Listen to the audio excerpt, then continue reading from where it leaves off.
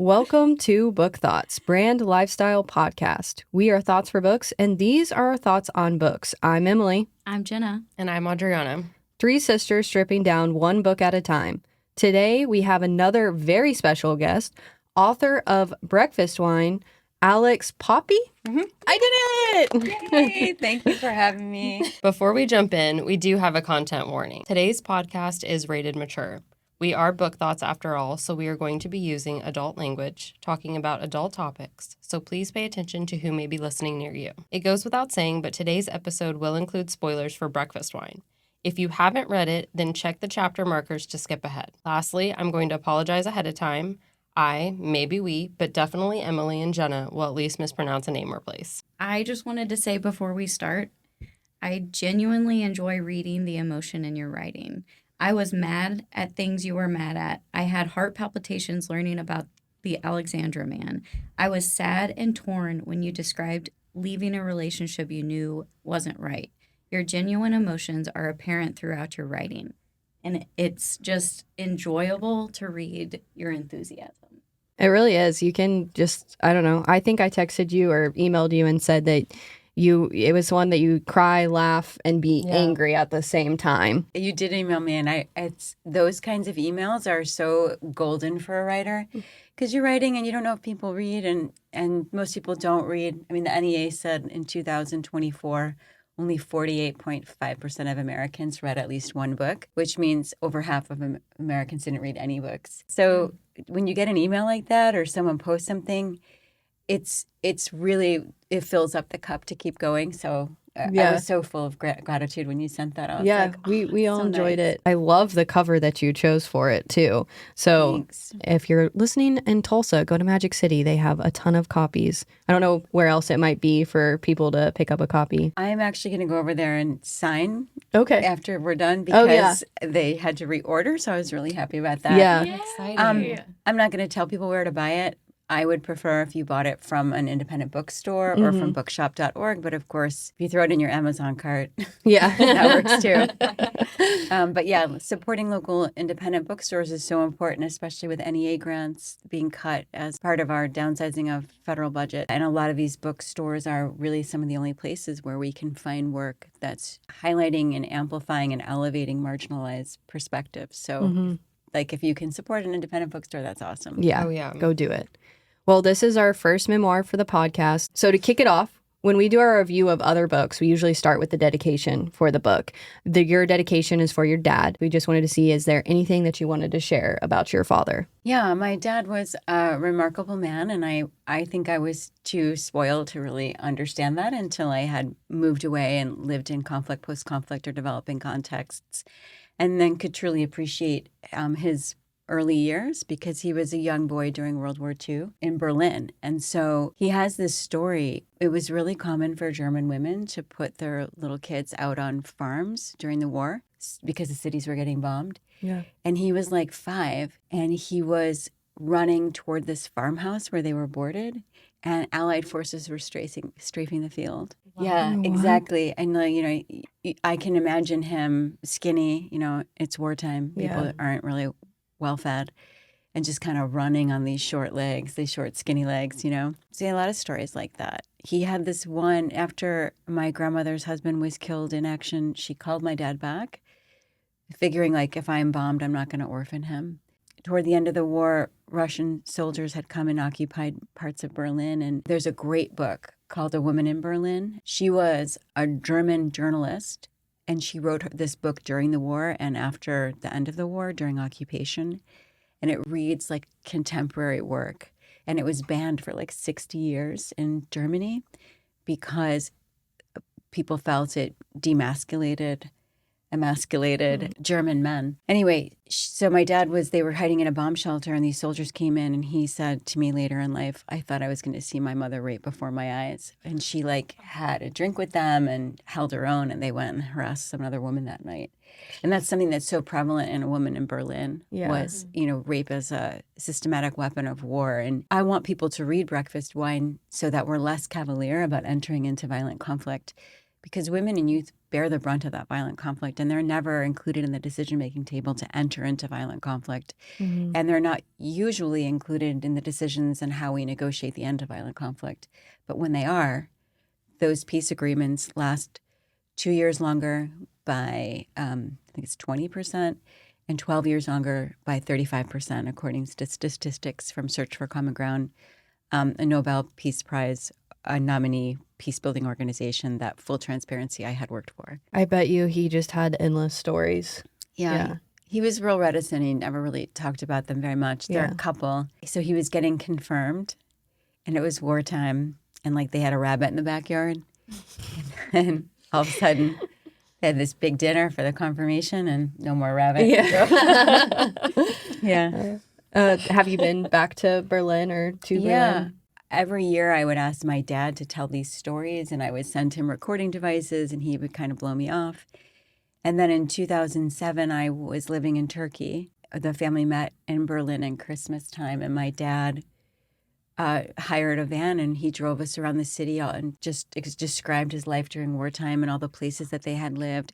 And I remember when we got together at the airport or at the hotel, he was like, "Hey, I think I want you to be in charge of these." And he had like 3 of the recording devices that I'd given him over the years. Oh. And it was And you didn't know he had been doing it? well, he hadn't been doing it. I Yeah. know he hadn't even kept them because he was like so anti-talking about himself. So yeah, that was great. And then my mom like typed up all the recordings and made these like little booklets. One of my best friends from college, she is dating a guy named Niels, and his dad is from Germany. So just a question of curiosity. Did your dad keep any of the culture when you were growing up? Because the one thing that he talks about during Christmas time is the gift in the shoe. Did you ever do that? No, my dad was in a real hurry to assimilate. Yeah. There was also a strong anti-German sentiment toward German immigrants post-World War II. I think there was no foreign currency in Germany because there was collapse of financial systems after the war. So my dad had bought this American currency on the black market, and they didn't know if it was fake or not. Yeah, I remember you saying this. He stuffed it in a camera where the film used to be, or should be. And then they had this camera, and my grandmother had brought some china, and they sold that and the camera, and that was like money to get like launch themselves while they were here. But he hadn't had regular schooling during the war, let alone English. So he had to learn English at night school, get a GED, and then he ended up going to Northwestern. And he was, working the whole time as I think he was an apprentice plumber, an electrician, and really shitty job. And so, he made this very comfortable middle-class living for himself. And he was always very proud and grateful to be an American. And this is where we would ideologically clash a lot, because I don't think the America that I live in is the America that welcomed him, Right. All those decades ago. But so he didn't keep those customs. But when I was in Leipzig, I found, they have those enormous Christmas markets. Yeah. And they have these things, I don't know what they're called. They're made of wood. They're usually hand carved, and you can light the candles, and the candles around it make it spin, and it's like a Christmas carousel-y thing. Yeah. So I sent one home for Christmas, and my mom was like, "He opened it and cried." That's so thoughtful. Yeah.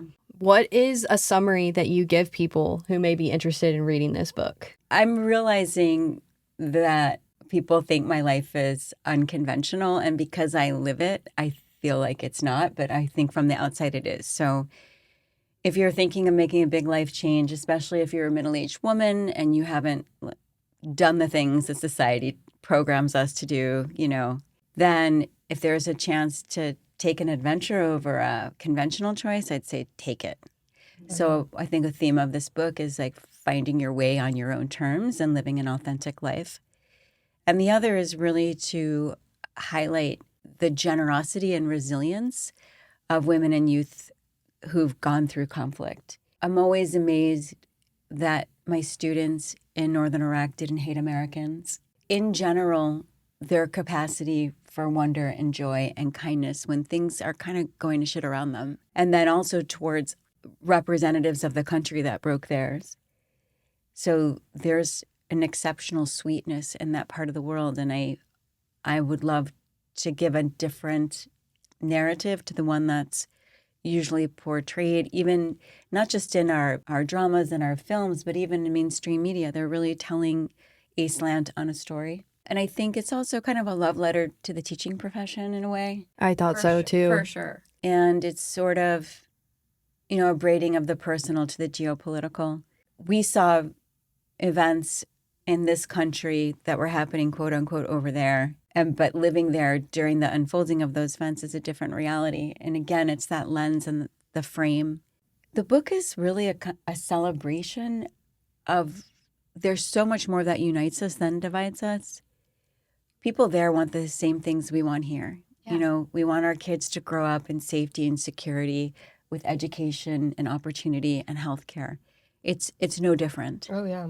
I had students that were 12, 13 years old during the 2003 invasion, and they have sometimes horrific memories of it. And at the same time, they're so naive in some ways because they're now, or at that point, mid-20s, and they're like, Alex, how do I ask a girl out for coffee? Yeah. I really enjoyed how you explained all of that going on and the point of view that a teen has on the world. That was very fun to read expressed like that. Yeah. Oh, thank you. My son is 13, so I'm getting to view that like personally right now. And I totally agree with what you're saying. It's a very fun age.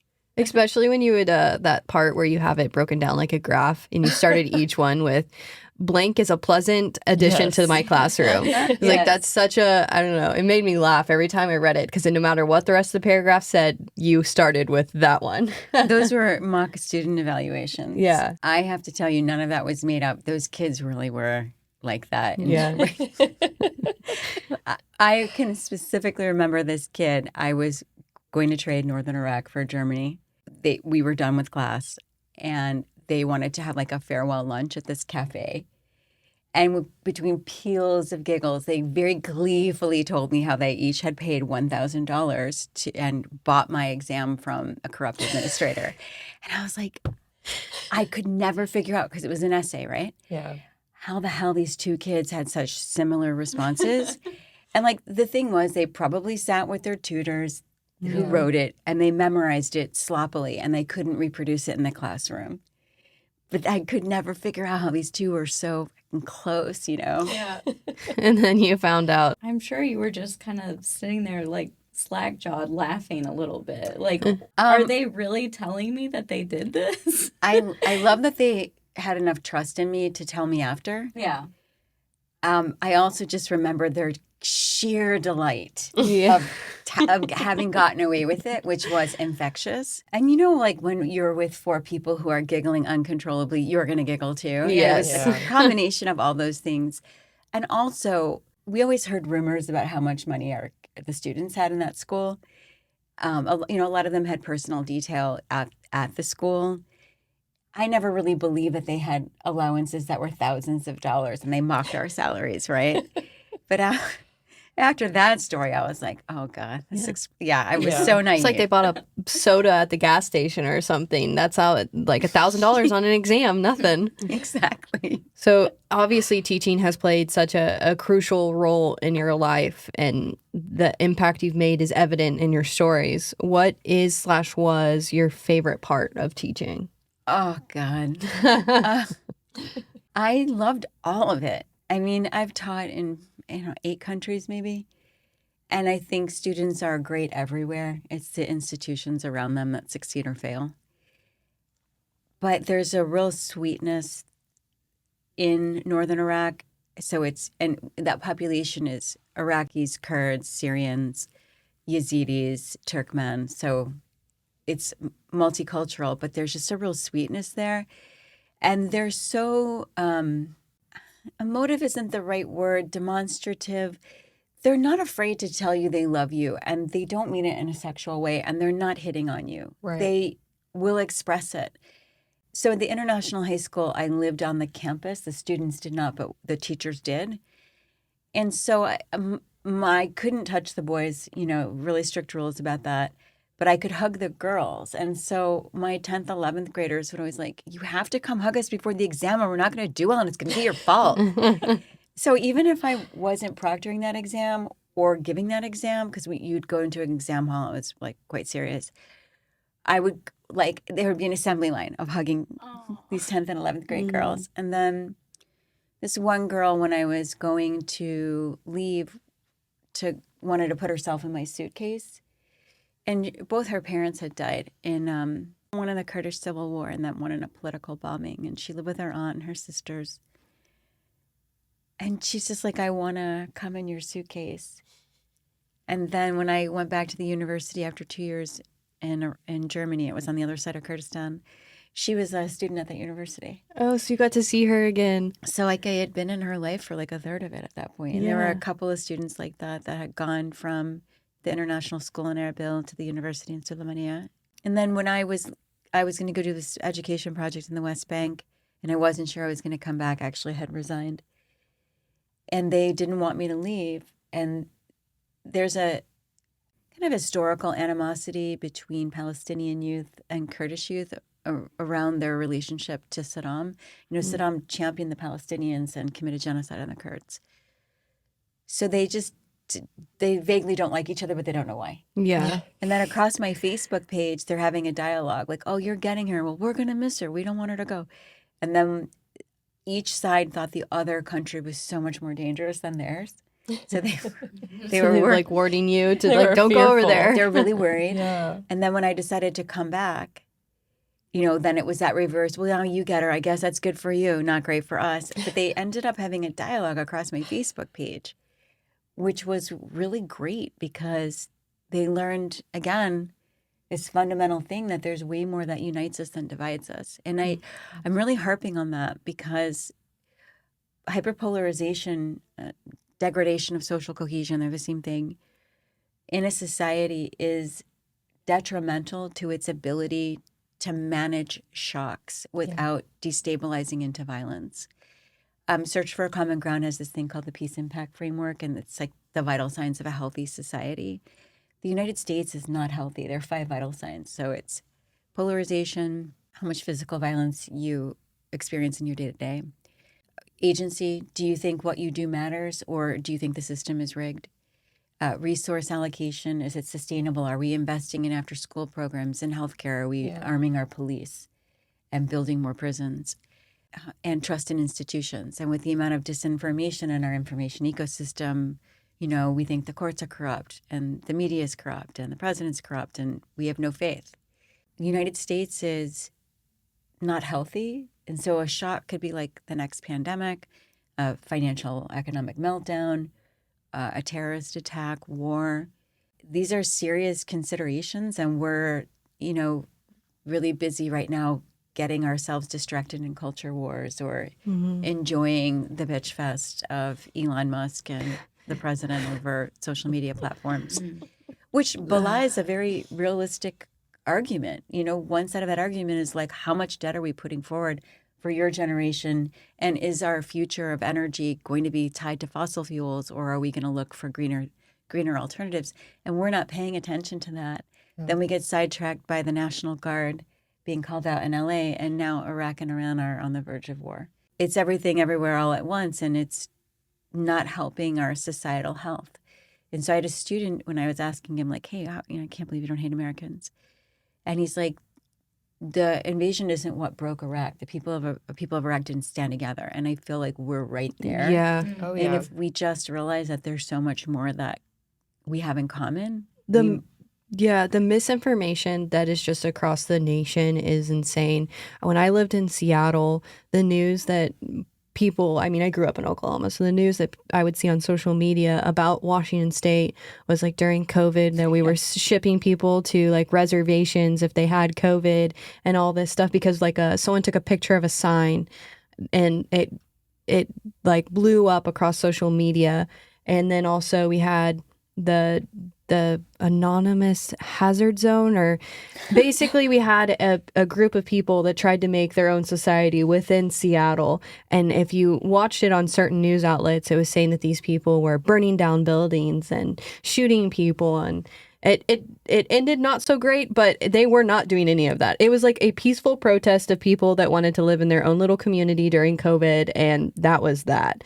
But if you looked on certain news outlets, it was like they were rioting. They wanted to destroy the United States. And so it's just interesting living in two different polar opposite places within the same nation of Seattle is very, very liberal. There's no secret there. Oklahoma is very, very conservative. There's no secret there. And if you go to the extremes on both sides, nothing will get done. It's not good.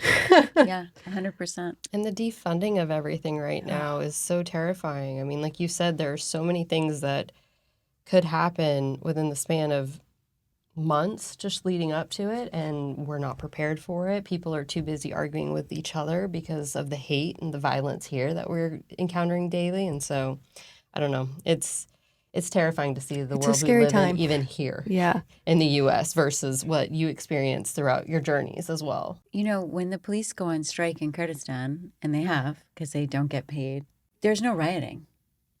Yeah. Think about it. Police go on strike. There's no rioting. Part of that is because it's a tribal society. You're interrelated. Everyone knows your family name. You can't bring shame onto your family, which has its underbelly, because a whiff of impropriety could justify an honor killing. I'm not saying it's all sunshine and bunny rabbits over there. Yeah. But at the same time, there are just norms that are not part of our cultural consciousness. Yeah. You know, it's really interesting to be over there and watch what was happening in the United States, protests over getting vaccinated that turned violent with gunfire. And we're sitting in northern Iraq where the health system is on the brink of collapse because doctors and nurses haven't been paid their salaries for a long time. And there are no vaccinations.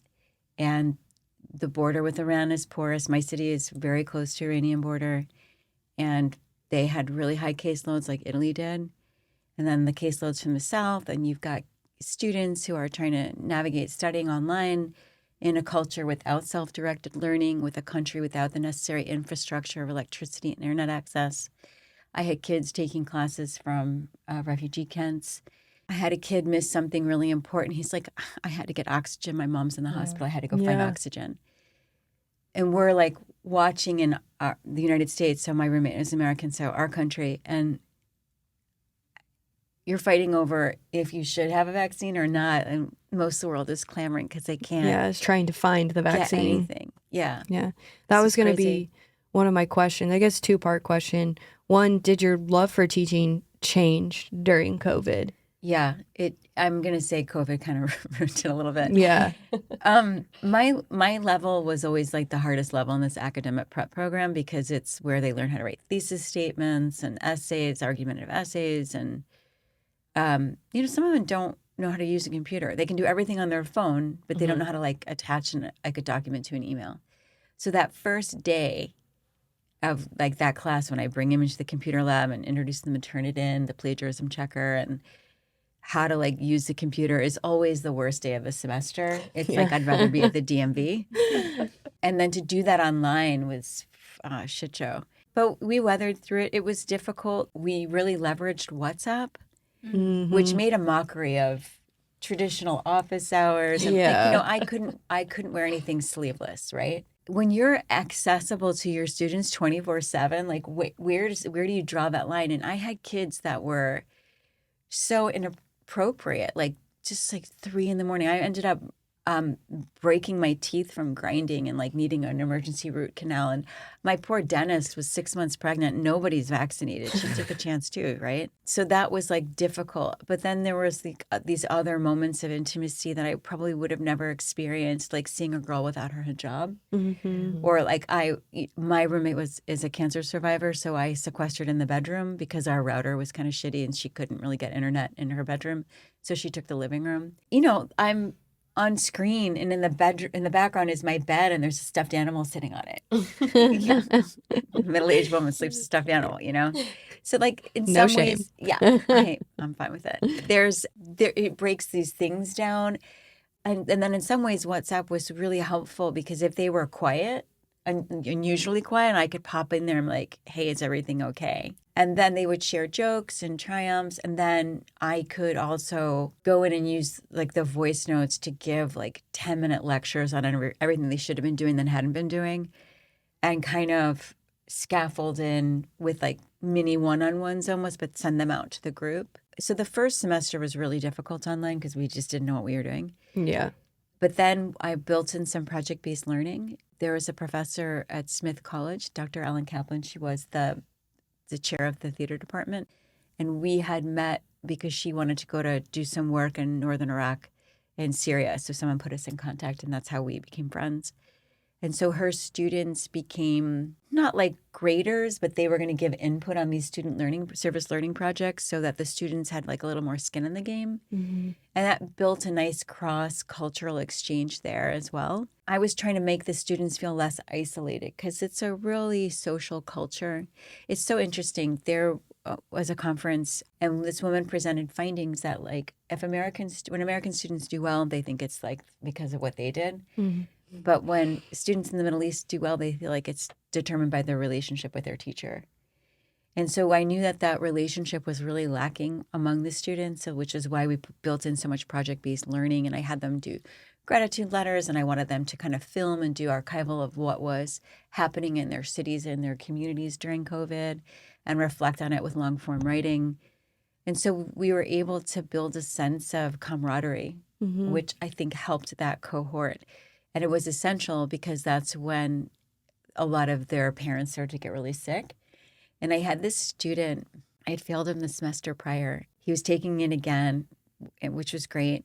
But he fell in love with another of my students. Yes, this is in your book because you said that they ended up getting engaged. Yeah. That was really sweet. That was amazing. When they thanked, I'm getting goosebumps. When they thanked each other in their gratitude letters, I kind of knew it. Plus, he was like texting me going, Alex, I'm so worried about her. I'm going to help her. I'm like, I'm sending her everything. Yeah, go ahead. Go right ahead. Were they also not allowed to really see each other during that time with everybody else getting sick? Or were they just so involved with trying to help their families? And I think we didn't have the strict curfews that other countries had, but I think people were isolating and they live, multi-generationally. And so if you had older people in your house, you were cognizant. I mean, when we were back in the classrooms before we were vaccinated, then like that third term, I had students that were so worried about me because, Miss Alex, COVID gets old people and you're old. You're like, I'm not that old.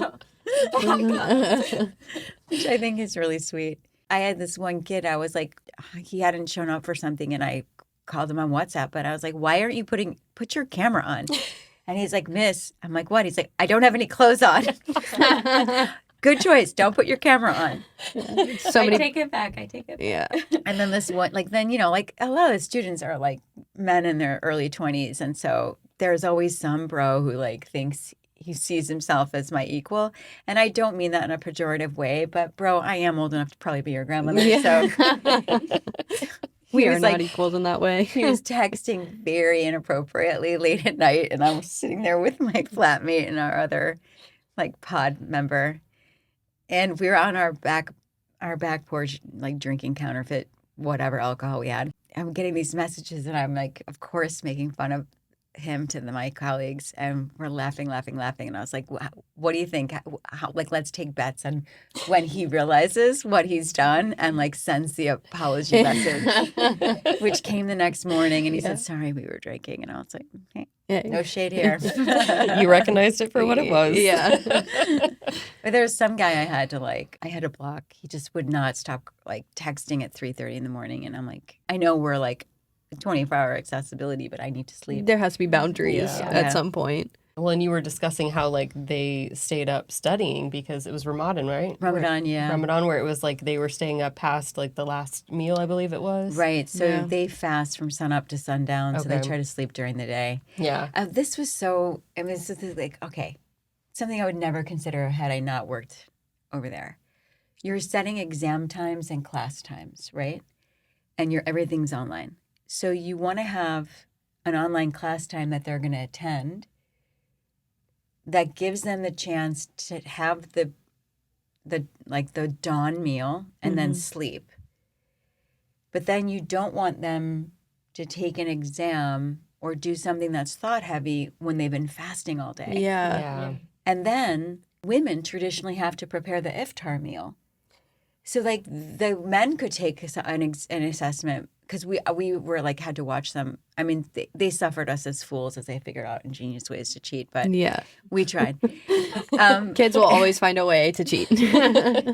So, it's like, well, when we have to be cognizant of all the women that are like preparing the iftar. So like, when are we going to do this assessment? So it was just like crazy, just things you would never consider, here where there's so much infrastructure, just like when is electricity least likely to be out? I respect the fast because that to me seems like it would be impossible. I have a TikTok that will pop up and it's just like learning more about the culture. And they talk about how during Ramadan, if a woman isn't fasting, you cannot ask her why she isn't fasting. Yeah. So I thought that was interesting. Because it means she's menstruating, and we don't talk about women's bodily functions. Yeah, they're like, you cannot don't ask have her any. why.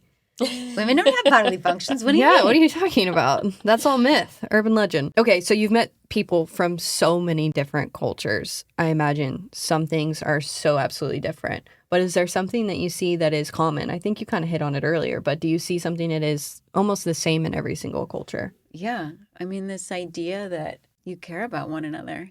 Sometimes I throw my back out, and so I'd be kind of waddling around the classroom. And students would be like, I can hand those out for you. It's like, okay. I'm like, all right. I can carry your. I'm like, okay, I'm fine. Both of my parents had COVID, and my dad didn't make it. It could have been twice as bad. And I had kids Facebooking me every day, praying for my dad and my mom. And then when he was in the ICU and intubated, I started to keep my camera off as I was teaching, which I hate to do. The students really need the contact. And they were like, Miss, are you going to put your camera back on? And I was like, I can't. I mean, they knew what was going on. And I was teaching. It was right before their finals. I was giving like review lessons, and he passed. And they were very supportive. And people, prayed for him, and all these languages and different religions around the world. And I am always touched by that exceptional generosity and kindness. And that's why the vitriolic rhetoric coming out of our administration toward immigrants is so hurtful in a way that it was like very hurtful to hear the work of USAID being denigrated. It takes so much to decide to leave everything you know, your community where you have status and you have relationships, and maybe you've spent your entire life building up your piece of land with your house. I had a student whose father had built like the family compound over 13 years. And when ISIS invaded Anbar, they had taken it over, destroyed it, and ultimately set it on fire. You make that decision to leave because staying is so much worse. And maybe you travel on foot through multiple countries, and you arrive at our border, and you're dirty, and you smell bad, and you have no status, and no one knows who you used to be. And we're not looking at that person with any kind of empathy. Not looking at them as a human whatsoever, really. Yeah. And so I would say we all basically want the same things. We want to be able to live with dignity and safety and security. Yeah. I think we just finished a book. It was a fun summer romance, but it did have a good theme. And one of the things that it said is the main character, her mother was an immigrant.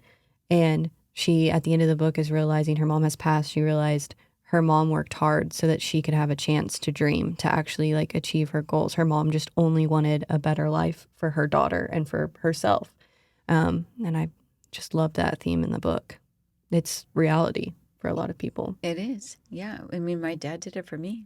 All right. We have to say something funny now. Okay. Well, we can go into super emotional. I know. We need to change the vibe. we can go into what was your favorite food or drink? You mentioned Latinos a lot. Am I saying that? It's Latinos, right? What is in a Latino again? It is a Pilsner beer with a shot of tequila, and then a fresh, healthy pour of like a fresh lemon juice, and then you can rim the glass with salt and sumac. Mixed together. Like, do you pour the shot? Okay. Everything. Some just pour the tequila in, and then the Pilsner on top, and some sink the shot. We should have had that like for a this. soda. I was like, we should have brought breakfast wine, or we should have done Latinos.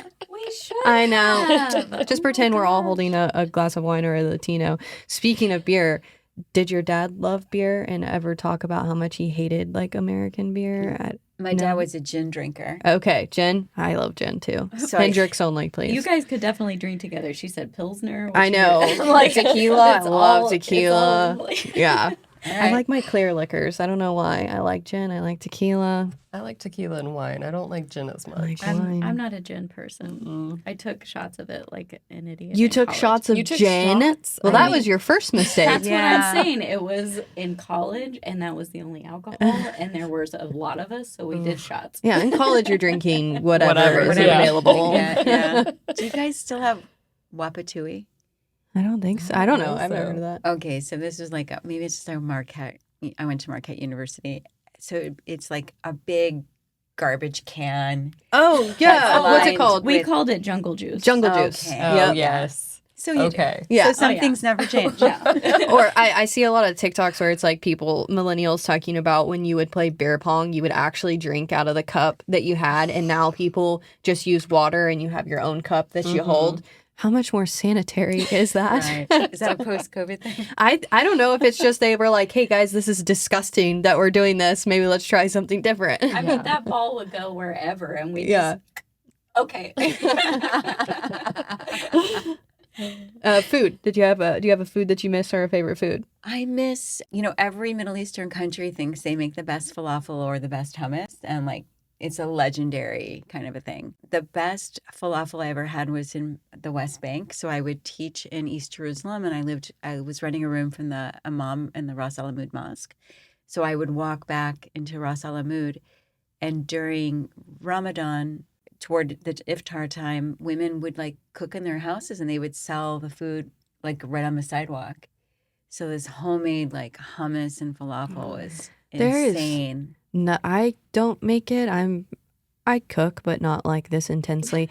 My grandma, on my other side, she would make foods from all different cultures. She loved to cook, and she would make homemade hummus. And I don't know if it's because I was like spoiled and I was so used to her hummus, but I feel like I've never had hummus as good as that. Like it's different when it's homemade. There's a Kurdish dolma too, which I love. Again, every Middle Eastern country has its like version. I think in Turkey they sometimes call it sarma, but it's like the vine leaves, like Greeks do it too with rice and whatever. But Kurdish dolma will have like a lot of lemon and garlic, and it's really kind of like a robust thing. In general, the food isn't really spicy, but there's a lot of guest workers from Nepal, and so on Fridays, which is like the typical day off, all the Nepalese workers would set up their food stalls in front of the bazaar. Mm. And it's like one of the few places you get really spicy food. I love so we spicy do food. that a lot on Oh, yeah. Fridays. Now you're making me hungry. Yeah, no, my stomach has been growling. Do you have a funny memory or most cherished memory from the 10 years of teaching or just your time in Northern Iraq? I mean, there's so many dumb I know. things. To just choose one. Maybe what's the first one that pops up in your mind? I'm thinking of the first really big building fire. I loved the students even checking in on you for Yeah. that. Because you Yeah. could, like you were saying, you could tell that they cared about you. They wanted to Yeah. like show that. But like I thought that was sweet too, that they all came around. So it was my birthday. So a colleague and I had gone to the Al-Azhar Hotel for Latinos. And, usually it's like I'll have two and stop, but we had three. We were kind of lit. We were walking back. And we come into the compound, and there's a woman screaming on her balcony on like the 10th or 11th floor, and you could see smoke. So we don't think anything. We haul into the building, and we're just banging on doors and working our way all up the stairwell as everyone's coming down. Like 3 Latinos and some fattoush salad is not going to hold, and it's like when you have to swallow it down. So Yeah. you don't puke. It's one of those. So we get out.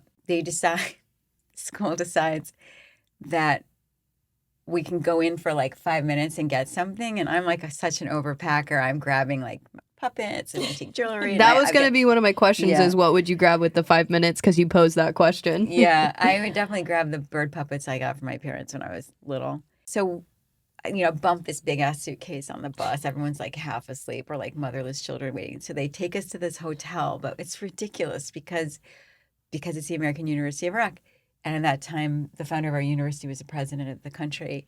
There's a flatbed truck with like a bunch of Peshmerga and they're like Kalashnikovs, like escorting us like the whole 2-3 blocks to the shitty hotel. And it was just so overdone. So my friend that I've been having a birthday celebration with, we're put in a hotel room, and then Luke knocks on the door. He's like, "Hey, we're having a party." You're like, let's keep this going. And so I don't know where the alcohol came from. And like, you're sitting around with like faculty you really don't know, because there was like the Professional Development Institute, the academic prep program, and then the undergrad program. So it was just fun, like that definitely stands out in my head just for like the totality of it. Mm-hmm. Just like, if I hadn't had those Latinos in me, would I have had the gumption to run into a burning building? Yeah. And then just like how Luke made a party of it. And then, the hotel rooms were like ridiculous. Yeah. Like the wallpaper's a cry for help, Well, speaking of Luke, his story is obviously a huge part of this book. I found it to be probably for me, the most emotional part of the book. Just the emotions that you were saying that you were feeling and everything that happened and the guilt that you shared.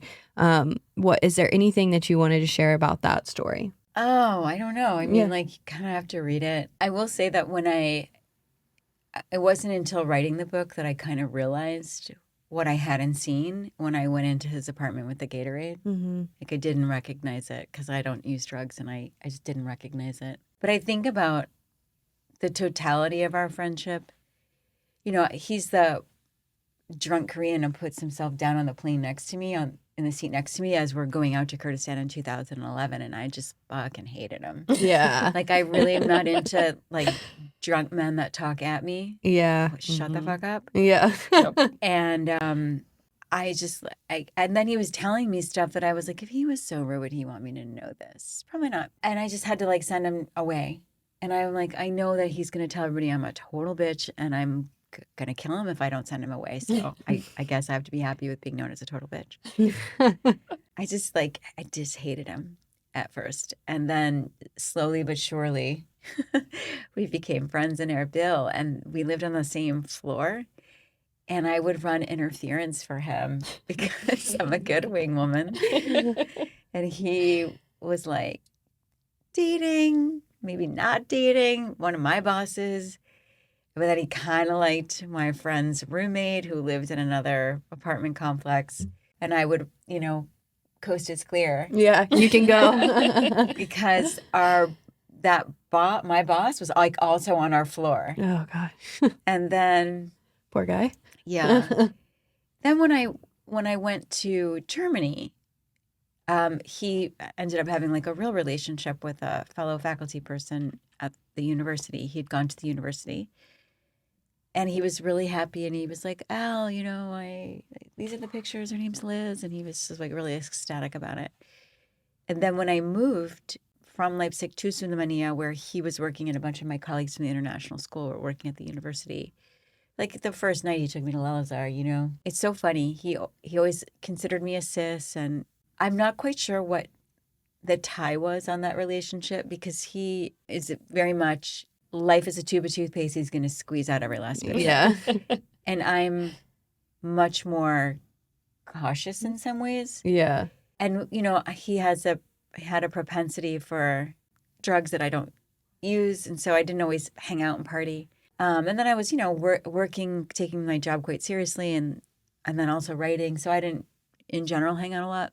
But it was this relationship then that you could talk and be yourself. Yeah. He was like the first person to get my first book and send me a picture of it, of him reading it on his Kindle, and just so proud. So it was a weird evolution of our relationship. Yeah. Over a decade. From hatred to like almost brother sister. Yeah. Yeah. Which, I mean, could be one and the same Yeah. sometimes. Yes. Yeah. Sibling relationships Those can, are. yes. 100%. 100%.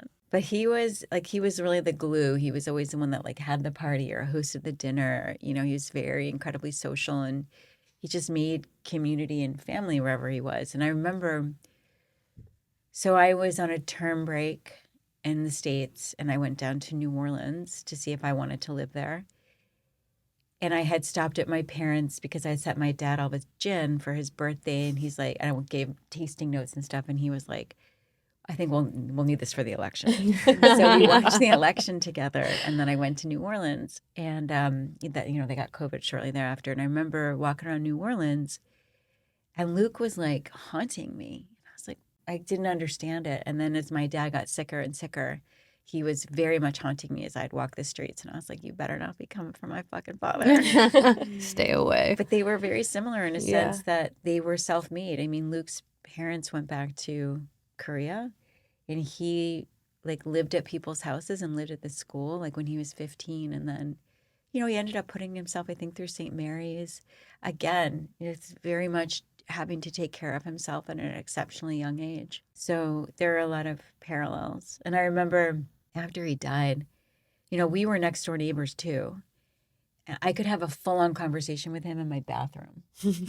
Honestly, I'm in my bathroom, he's in his bathroom. It's like we're next to each other. Yeah. It was just so quiet. And my roommate had left for the summer. So it was really quiet. And I remember the great love. That was like the last time we were together, and I really felt like Luke was in that room with us. Yeah. And I remember saying it to him, and he was like, I felt it too. Yeah. Yeah. So I feel like Luke definitely haunted the apartment block for a while. Hauntings can be nice sometimes. Yeah. Yeah. No, they are. Comforting. Yeah. I joke with my mom. I'm like, when you pass, I want you to come back and fuck with my shit. I want you to take one sock. Yeah. Yeah. I live in a building downtown that was built in like 1949 that they redid into apartments, but it used to be like a business office. Oh, wow. So my dad and I always joke that I'm haunted by a overworked, what am I trying to say? Secretary. Yeah, we've even named her and everything. So we're like, oh no, it's Helen again. She's overworked. One of the most intriguing parts of your book is all the stories of women, your personal stories, the ones you shared. It was also interesting to see the different forms of defiance by the women that you were sharing. Did your ideas on feminism change from your different stories? And I think that this is such a great topic to today, because I'm thinking about how, depending on where you're at, feminists are defined differently. And a big pop culture thing that's happening right now is Sabrina Carpenter, a singer, has a new album cover out, and it's very sexual. And half the feminists are saying that it's so against women to have this album cover, and other feminists are saying it's a defiance to have this as the album cover. And that's like a huge topic. It is all over social media. There's two sides of the coin, and you're either one or the other. So I just want to ask, like, with that such a big topic today, how would you define feminism, and how did it change through your experience? Yeah, that's a great question. I'm going to backtrack a little bit and talk about when I worked in Ukraine. Okay. Because I loved this discussion question, like, do you think American women are feminine? And people always say no. And because they confuse feminine and feminist. And I remember I had a student going, I don't see what is wrong. If I want to have my boyfriend come over and we have sex and he leaves me some money on the table in the morning, I don't see anything that's wrong with that. He can light my cigarette. And I just was like, yeah, I mean, that is actually culturally acceptable. And then at that point, I had a boyfriend in Ukraine when I lived there, and I was going down to work in Odessa for the summer at a sister's school, and he wanted me to stay. And he said, I will pay your salary if you stay. And I was like, I had to really choke down my temper. Mm-hmm. Yeah. And I said, I know that you think you're saying something really nice to me right now. Let me tell you how my brain hears it. He's like, oh, I'm sorry. And I mean, also, like, sometimes we would go to the supermarket on Sunday. It was really typical in Ukraine. It was like the beginning of the middle class. Like, if you were adults in a relationship, one might have an apartment and the partner stayed there for the weekend. I also had students who were adults where the girl lived with the boy's family, because you just didn't live on your own. My boyfriend, Kostya, he had a job in IT with an American company, so he was making American dollars. So he was like this beginning of a middle class. He lived at home with his mom, culturally appropriate. And so she would like make food for us, and like he'd come over on Friday and we'd spend the weekend together. And then on Sunday, I would like have to you do the shit you do to get yourself ready for school. And I remember we were in the supermarket, and he went to pay for the groceries. I was like, "What the fuck are you doing?" Yeah. And he's like, "You embarrassed me." And I was like, what? And he's like, I should have paid for those groceries. I'm like, this is not, I mean, this isn't your grocery bill. Yeah. This is my grocery bill. So there are these like differences, like Ukrainian women and Kostya thought American women were ridiculous because, why not have someone take care of you? And I feel like watching my Ukrainian female students, they definitely knew how to like run the show while still having the trappings of being taken care of. I mean, I feel like every woman works really hard for whatever they have. So then when I'm in Iraq, so then I would always ask that question like in other cultures as like topics. And most people don't think American women are feminine because we're always banging on about our rights and fighting for them so vociferously. And then I remember reading this article about Elizabeth Dole and the difference between northern women and southern women. And then I'm in Baghdad to speak at that conference at Al-Mustansiriya University. Those women were a hoot. They were so unguarded. I've never experienced that. And they were, they were talking about the big guys taking up a second wife. And like, she wasn't markedly younger. She wasn't markedly prettier. It was just that she could speak fluent English. And as one translations expert said, he can have sex with one wife in English and one in Arabic. Mm-hmm. And just watching them negotiate patriarchy, and like the woman who organized the conference and led that department, this man, the ring man, got right in her face, right in my face, and she just was so sweet to him. And she's like, "I'm waiting. I'll wait for my chance." And like, it was a whole other perspective, on not dismantling patriarchy, but whittling away the space to be their own persons. Like the academic who's writing about homosexuality in the Ottoman Empire is ISIS is throwing homosexuals off buildings is pretty fucking bold. And so that was just instrumental. I was fascinated by these women and so grateful they included me in such an unguarded way. Yeah, I like how she kind of got sassy with you when she said, and you call yourself a feminist. Yeah.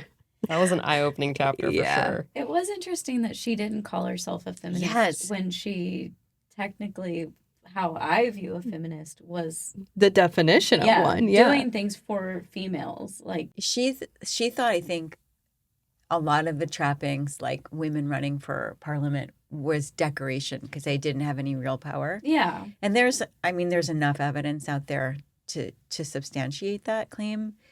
But she also said, like, I don't need to be yelling and be a feminist. I have these opportunities. And my counter argument is, okay, well, you have an open-minded family, but what about the women who don't? Mm-hmm. Right. Yeah. But what made me laugh so much was the other lady, like, you should see them, they fuck like monkeys. Yeah. She literally said that.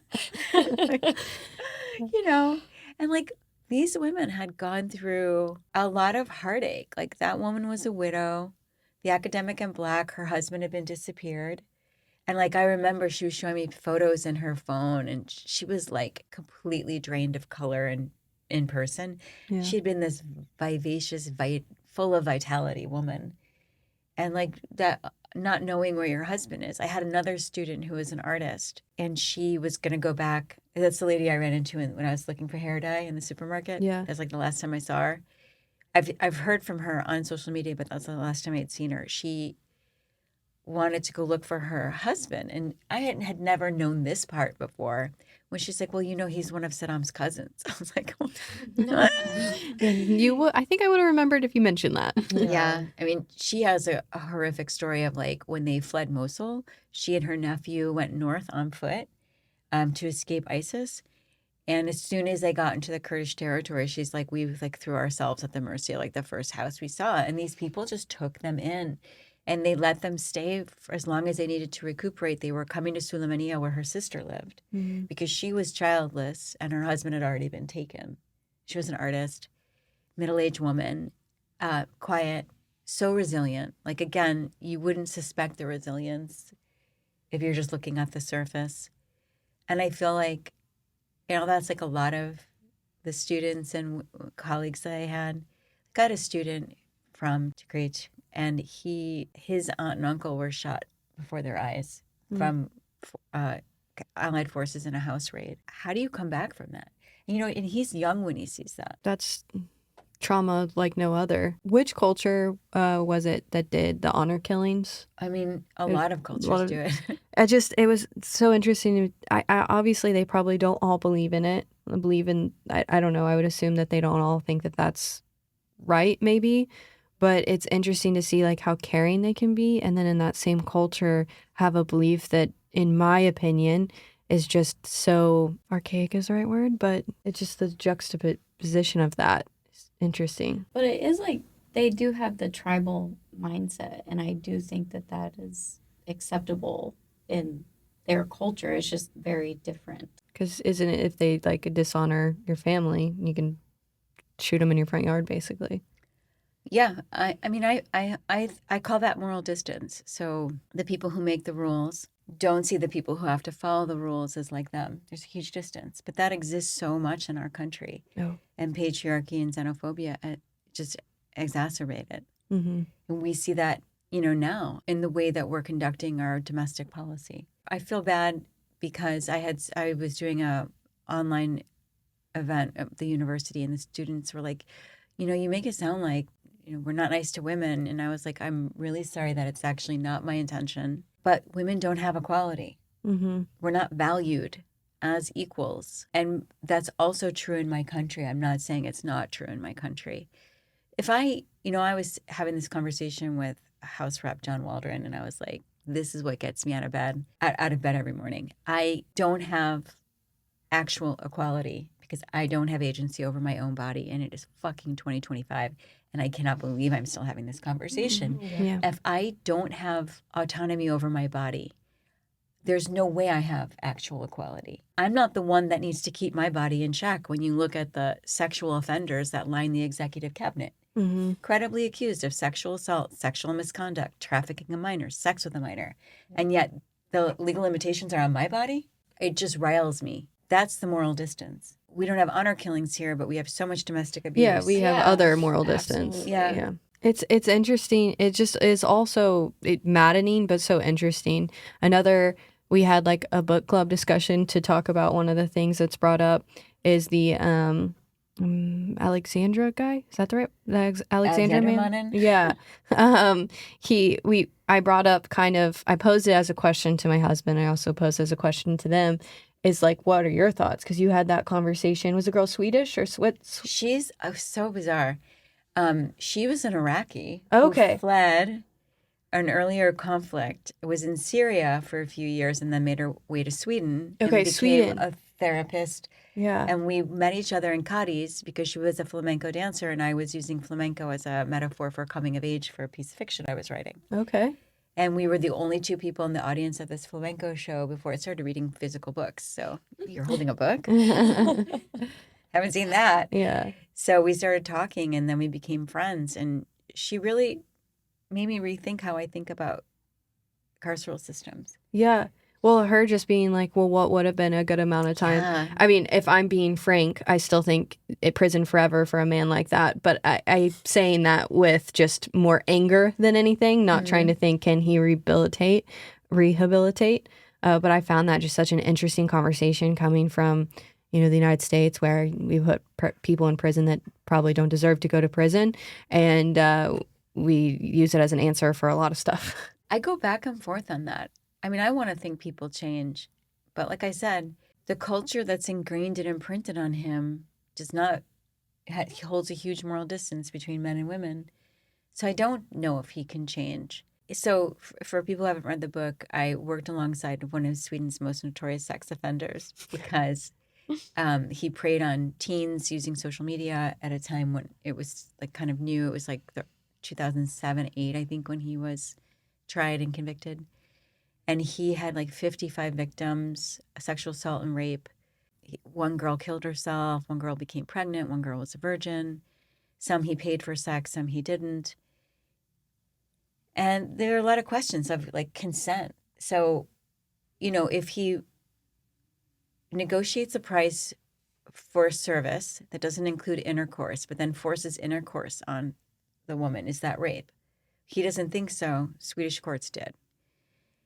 Iraqi courts don't. So when he served half of his sentence and repatriated back to Iraq, he's not guilty of a crime, which to my mind is a good argument for universal gender protection laws, but we don't have them because the world is patriarchal. Yes. And Oh, yeah. and then he went north to the Kurdish region and falsified his records, and the international school didn't vet him properly.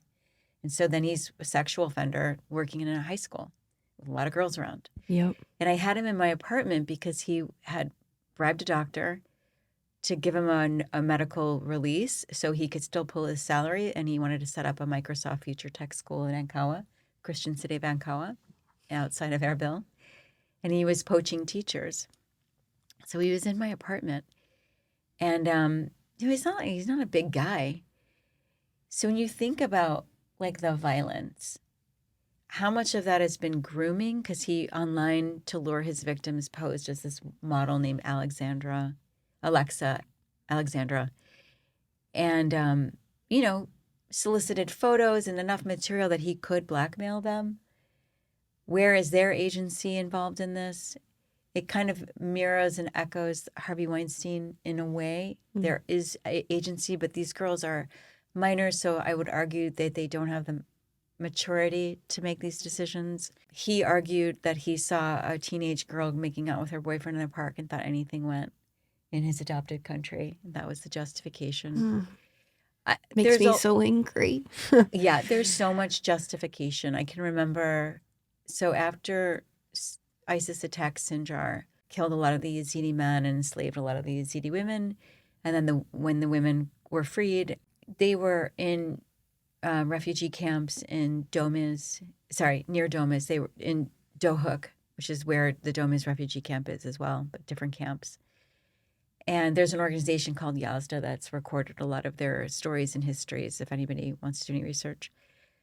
But these women were, in Dohuk, they're trying to rebuild their lives, and taxi drivers would, pick them up and assault them, figuring they were already damaged because they'd been raped by ISIS. And so this othering is such a convenient excuse for men to commit acts of sexual violence. And it's used on foreign women all the time.